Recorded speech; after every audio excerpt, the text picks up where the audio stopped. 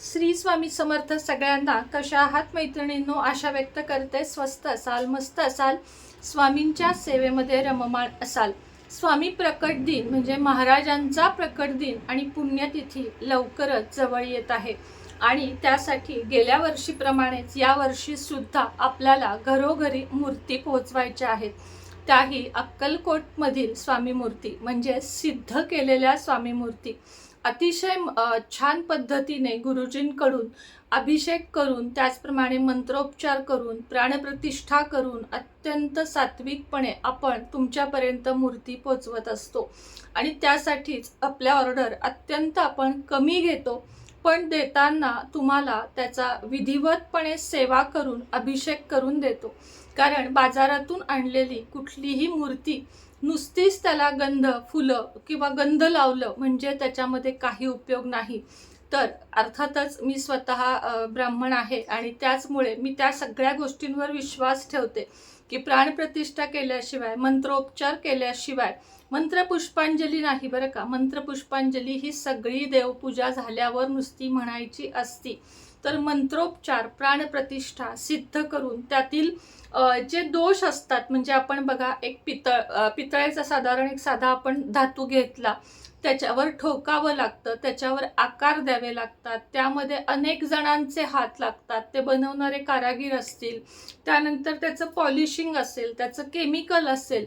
तर यासाठी त्याची शुद्धता महत्त्वाची आहे आणि जोपर्यंत प्राणप्रतिष्ठा करून, मंत्रोपचार करून शुद्धता घेतल्याशिवाय आपल्या देवघरात कोणतीही मूर्ती स्थापन केली तर ती केवळ एक धातू किंवा एक दगड म्हणून राहते. म्हणूनच आपल्याकडून मूर्ती तुम्ही घ्या, फार ऑर्डर घेत नाही मी, अगदी प्राणप्रतिष्ठा करून म्हणजेच आपल्या ह्याच्यापर्यंत प्रकट दिनापर्यंत 10 ते 20 मूर्तींची ऑर्डर घेणार, पण त्या तुमच्यापर्यंत विधिवतच पोहोचवणार, हा माझा शब्द आहे.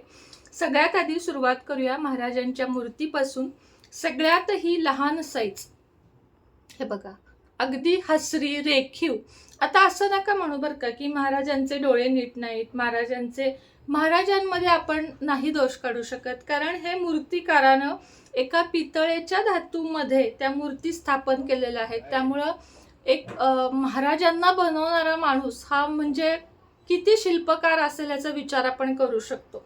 त्यामुळे थोडं इकडे तिकडे झालं तर तुम्ही महाराज म्हणून त्यांच्याकडे बघा, एक सुंदर मूर्ती म्हणून किंवा रेखीव मूर्ती म्हणून त्यांच्याकडे बघू नका.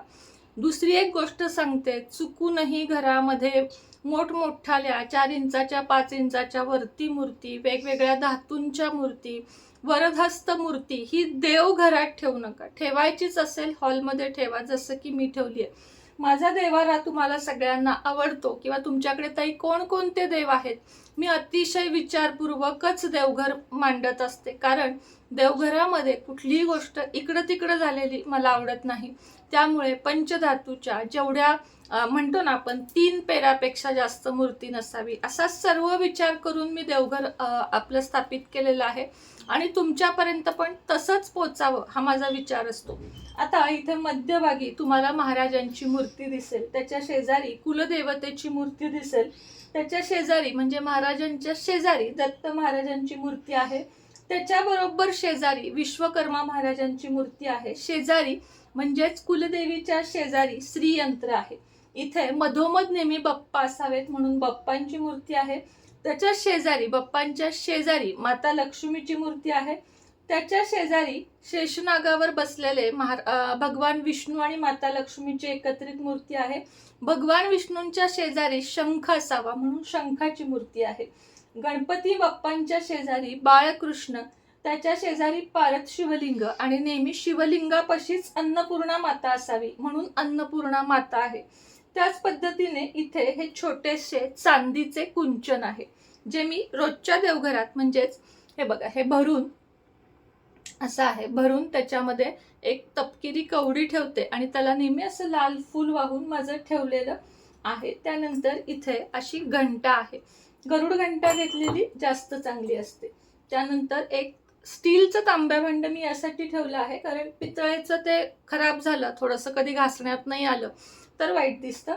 इथं जे तुम्हाला लाल कपड्यात गुंडाळून ठेवलं आहे ते आज मी कलश धुतलाय, त्यामुळे नारळ गुंडाळून ठेवलेला आहे. आणि या साईडला इथे आपलं पितळेचं कुंचन मी दररोजच असं भरून ठेवते. पूजा नाही दररोज करत, शुक्रवार आणि मंगळवार कधीतरी करते आणि पौर्णिमा, पण शुक्रवार आणि पौर्णिमा करतेच करते. त्यानंतर इथं खाली धूपदाणी आहे, जिथून तुम्हाला आता धुपाचा धूर दिसत आहे.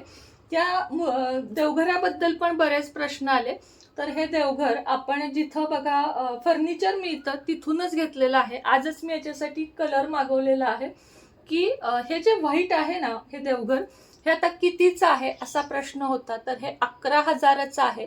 यामध्ये 5 ते 6,000पासून सुद्धा होते, पण हे चांगलं आहे बघा. ह्याच्यावरती मी एक पुष्टा ठेवून त्याच्यावर माता लक्ष्मीचा फोटो ठेवला आहे. मला पण माहित आहे की देवघराच्या वरती काही ठेवू नये, पण वेगळं सामान ठेवू नये, देवाच्या रिलेटेड चालतं.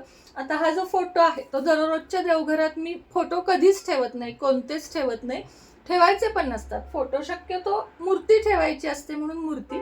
आणि इथं जी आहे ती माझी तिजोरी आहे, छोटी तिजोरी, जी आपण ज्यामध्ये दररोज लागणारे पैसे ठेवतो. आणि इथे शेजारी छोटंसं रॅक मांडलेलं आहे बघा. इथे हळदी कुंकू, तुपाचे दिवे, धूप, अनेक प्रकारच्या उदबत्त्या ज्या मला आवडतात, आपले रोजचे ग्रंथ, चंदन, खालच्या ट्रेमध्ये तुम्हाला दिसत आहेत ते वस्त्र, सगळे देवांचे माळा वगैरे मोत्यांच्या, हे सगळं आहे. इकडे पलीकडे तुम्हाला कलश दिसत असेल, एक तांब्याजवळचा घासलेला आहे. तर तुपाचे दिवे सुद्धा आपल्याकडचे अत्यंत छान आहेत. त्याच पद्धतीने ही चंदन उटी, कोरडं चंदन आहे, त्याच्यामध्ये पाणी घालून आपण हे करू शकतो, किंवा ओलं सुद्धा आहे. तर ही सगळी माहिती तुम्हाला दिली, कारण खूप मला प्रश्न येत होते की ताई आम्हाला तुमचं देवघर बघायचं आहे. तर हे 11-12 हजारापर्यंत देवघर आहे. पण मी तुम्हाला एक सल्ला देते बघा या ठिकाणी, की देवघर मलाही बदलायचंय पण आत्ता शक्य नाहीये. हे देवघर जितकं दिसायला सुंदर दिसतं तेवढंच हे खराब होतं. आता इकडं या दोन्ही साईडला हे धुपामुळं काळं पडलंय, म्हणजे दिव्यामुळं काळं पडलंय. थोडासा माझ्याकडून धूप लावला गेला होता एक दिवस.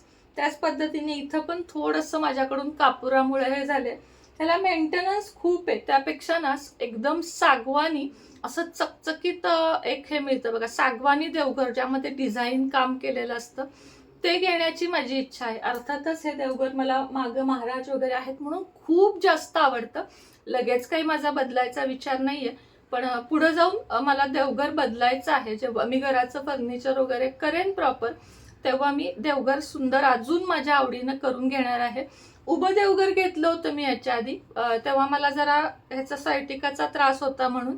पण मला बसूनच पूजा आवडती. जोपर्यंत शक्य आहे आपल्याला 60पर्यंत 65पर्यंत मांडी घालून बसता येते तोपर्यंत बसायचं. त्यानंतर शक्य नसेल तर उभं देवघर, जेव्हा मला वाटेल की उभं घ्यायचं आहे तेव्हा मी थोडंसं वरती ठेवणार आहे.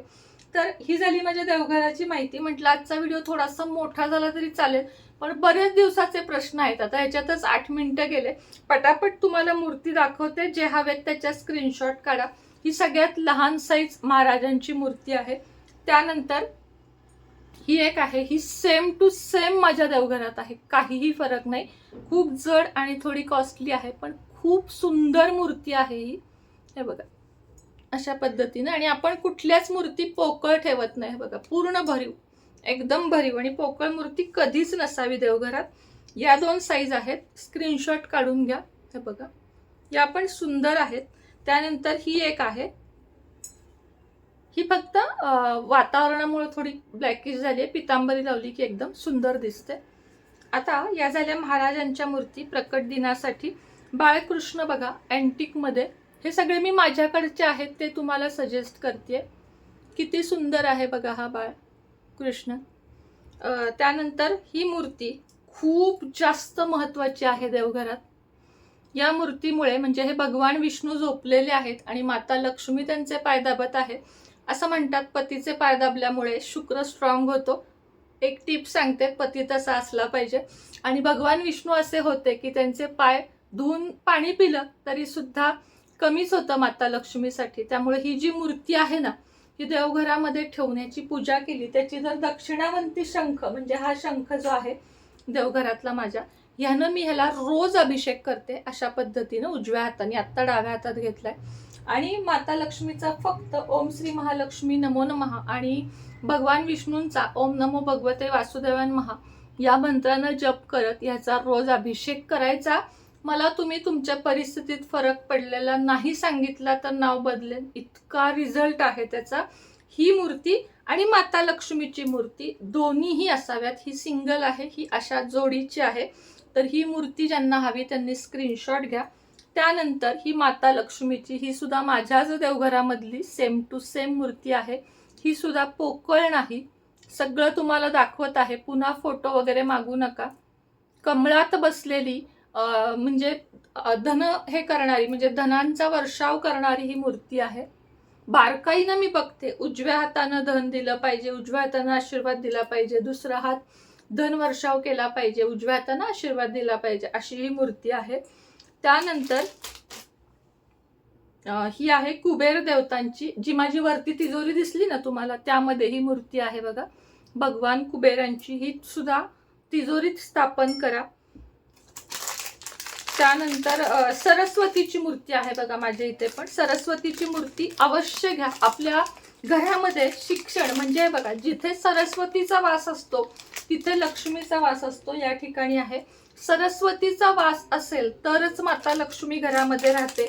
त्यामुळे माता सरस्वतीची मूर्ती घ्या. ज्यांना ज्यांना वाटतं आपली मुलं शिकून मोठी व्हावी, त्यांची नोकरी टिकावी, त्यांना पगार वाढावेत, शिक्षणापासून नोकरीपर्यंत, करिअरपर्यंत, सगळ्यासाठी ही पण आहे माता लक्ष्मीची. याला मागं असं बघा चक्र आहे आणि याला नाही आहे, एवढाच फरक आहे. इथं मागं चक्र आहे. खूप सुंदर आहे ही पण मूर्ती.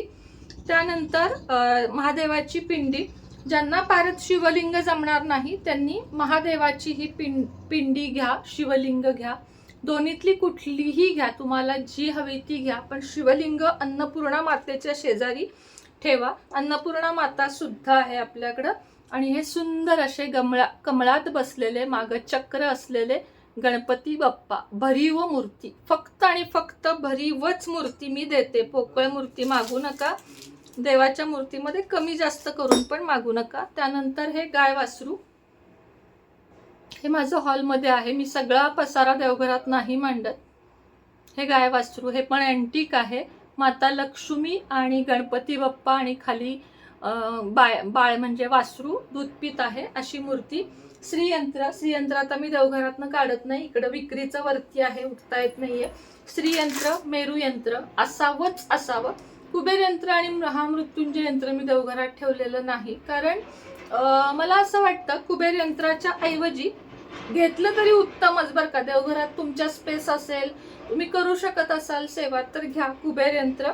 आणि महामृत्युंजय यंत्र जे आरोग्यासाठी चांगलं असतं. त्यानंतर हे आपलं अँटिक कुंचन, हे बघा कुठेही बघायला मिळणार नाही, इतकं सुंदर अँटिक लक्ष्मी कुंचन आहे, भरीव. आणि हे रेग्युलर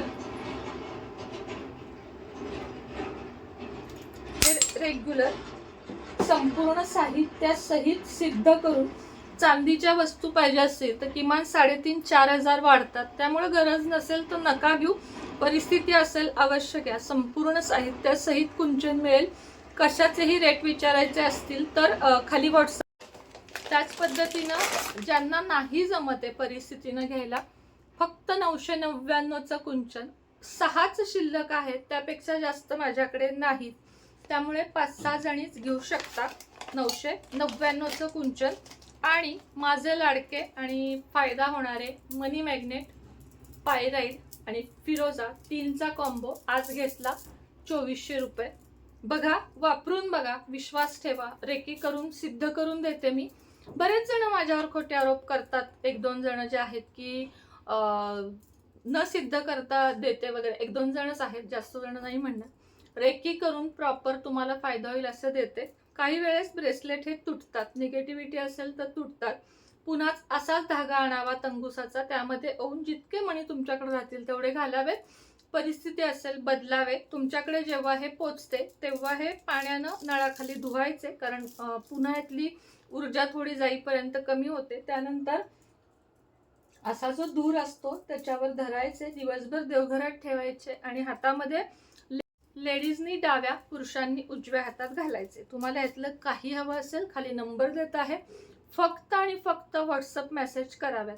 तुपाच्या वातींचा 50, आता हा बघा 1 तास झाला दिवा लावला, तुपांच्या 50 वातींचा डबा पाहिजे असेल लगेच संपर्क साधा. कुठल्याही उदबत्त्या तुम्हाला म्हणत असाल ताई 6 उदबत्त्या पाहिजेत, तर आत्ता माझ्याकडे 4 उदबत्त्यांवर 2 उदबत्त्यांचे पाकिट पूर्णपणे फ्री आहेत. 4 घ्यायचे 2 फ्री.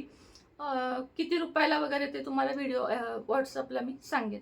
चला, श्री स्वामी समर्थ. आणि हो, शुद्ध भीमसेनी कापूर पाव किलो, अर्धा किलो, 1 किलो शुद्ध भीमसेनी, त्यामध्ये जराही मिलावट नाही. आता मी या डब्यात सोडून ठेवलं आहे, हे बघा. हे सगळं घ्या, हे देवघराचं आहे, हे अवश्य घ्या. काय पाहिजे तुम्हाला व्हॉट्सअपला सांगा. श्री स्वामी समर्थ.